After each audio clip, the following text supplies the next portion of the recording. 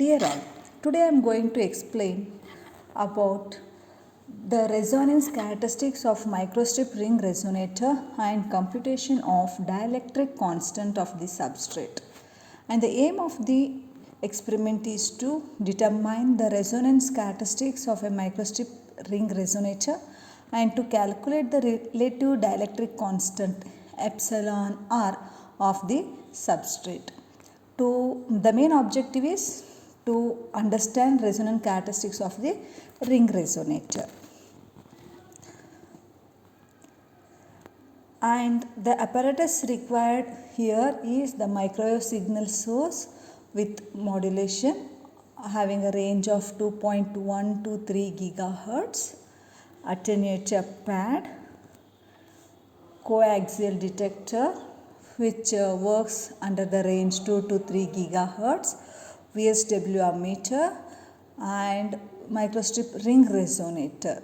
So what is ring resonator here is that it is a ring shaped material which is helped to which resonates at certain frequency with the input and the output, and it is being formed by bending the strip conductor of a strip in the form of a ring. So this in the figure you can see this configuration which has an input and output feed lines, and you can also see a gap between the feed line and the ring which determines the coupling resonance is established over here with the mean circumferences of the ring is equal to the integral multiples of the waveguide length or the guide wavelength in the microstrip.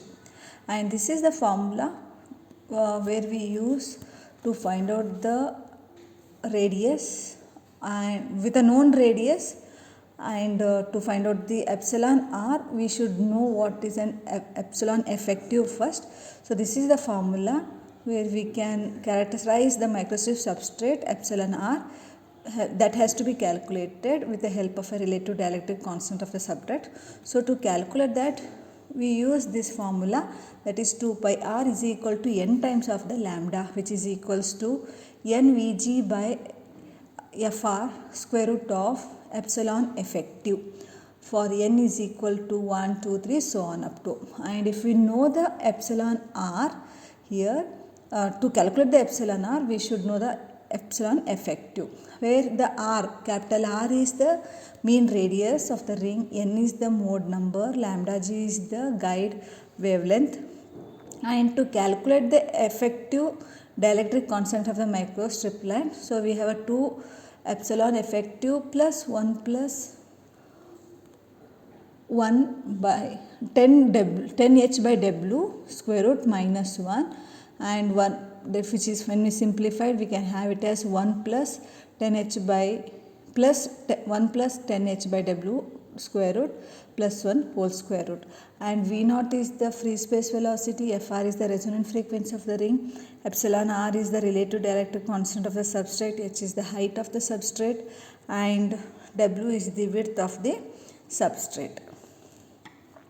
So once we making use of all these constants, so we can find out the epsilon effective. And this is the connection what we establish here in the laboratory. So here the setup like this, where we insert an ring resonator between the P and Q, and P end is being connected to an source and Q end is being connected to a detector and to the VSW ammeter, with port 1 as input connected to P and port 2 as output connected to Q, with keeping the RF source level and the VSW ammeter gain to maximum level. And we have to vary the frequency of the source slowly, that is from 2.2 to 3 gigahertz, and we have to note down the frequency at which VSW ammeter shows a peak value, and this is the resonant frequency, that is Fr of the resonator. And we have to calculate the effective relative dielectric constant using the tabular column, and to note down the measured data to identify the resonant frequency.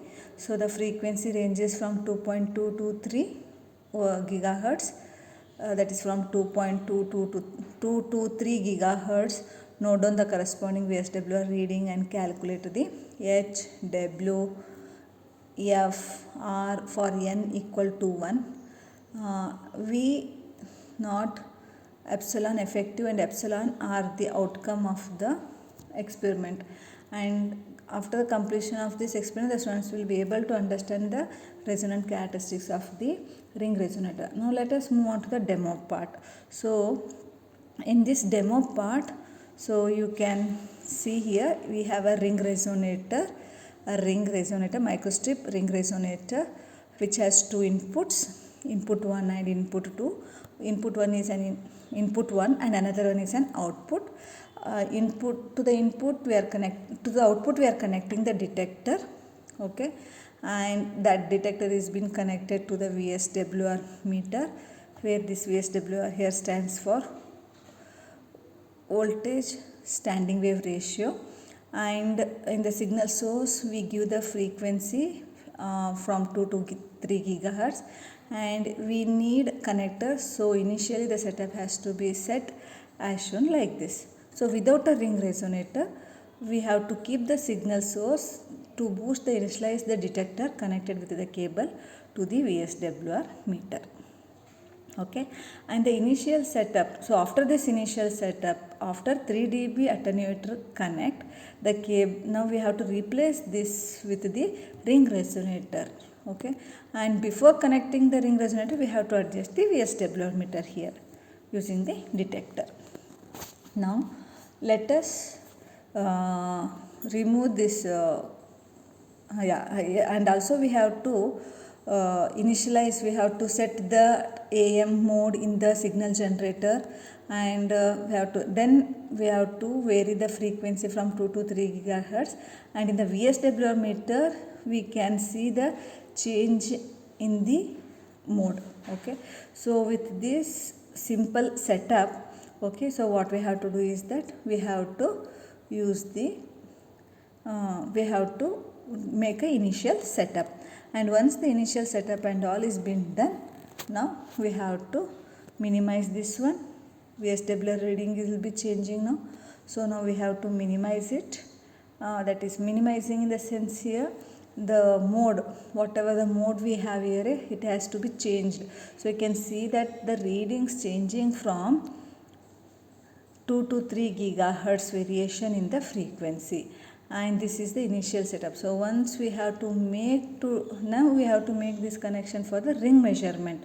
So now the detector, earlier there was no ring resonator connected, so now what we have to do is that we have to keep this ring, we have to connect the ring resonator to this attenuator and connect the same to the VSWR meter, and we have to note down the reading that has a frequency by varying the frequency from 2 to 3 gigahertz initially by using an alternator. So we have already set the gain, now no need to vary that one. Now we need to vary the signal source from 2 to 3 gigahertz. So as we start varying this, so you can see a fluctuations or deviations in this VSWR meter. Okay, so now we have to, for different values of this frequency meter, we have to note down the readings. So here the red line what we can see here, it is used for the VSWR meter. So once we start varying, change the when there is a change in the VSWR reading, so there is a frequency from 2 to 3 gigahertz.